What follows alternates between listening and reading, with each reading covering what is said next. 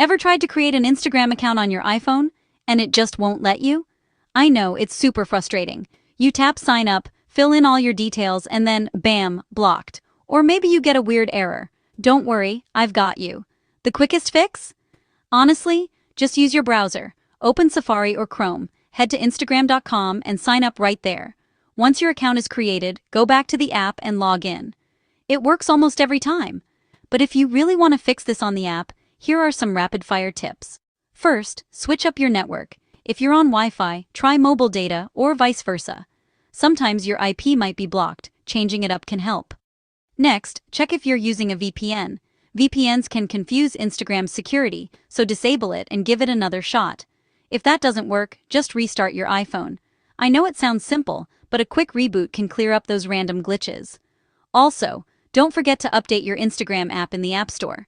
Outdated versions can cause weird problems. Now, want to go a bit deeper?